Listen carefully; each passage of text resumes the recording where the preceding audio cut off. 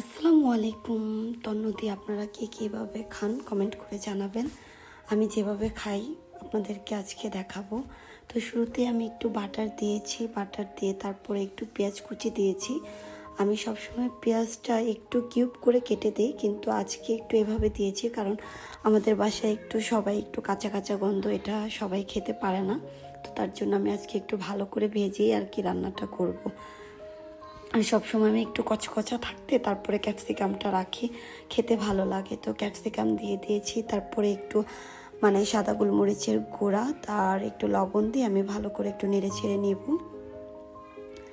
আর তখন এই যে দেখেন এই কালারটা খুবই ভালো লাগে। তো আমি কিছু মরিচও ফালি করে দিয়েছি, তো আপনারা চাইলে নাও দিতে পারেন। আবার অনেকেই দেখি যে একটু শুকনো মরিচের গুঁড়ো দেয়, তো আপনারাও দিতে পারেন, যার যেভাবে ইচ্ছা হয় আর কি।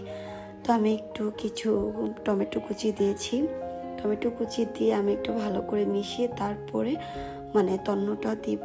আর এই তন্নটা খেতে খুবই টেস্ট হয়।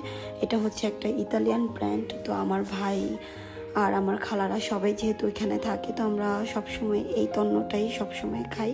আর এটা আমার কাছে খুবই ভালো লাগে, অন্য অন্য তন্নর থেকে এই তন্নর টেস্টটা আমার কাছে সত্যি অনেক ভালো লাগে।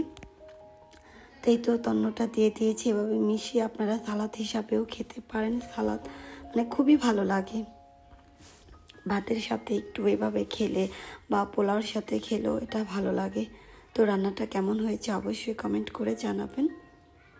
তা আমি তো সুন্দর করে বেড়ে নিচ্ছি একটু সাজিয়ে, তারপর আপনাদেরকে দেখানোর জন্য। তো ভিডিওটা যদি ভালো লাগে তো অবশ্যই লাইক, ফলো, শেয়ার দিয়ে পাশে থাকবেন।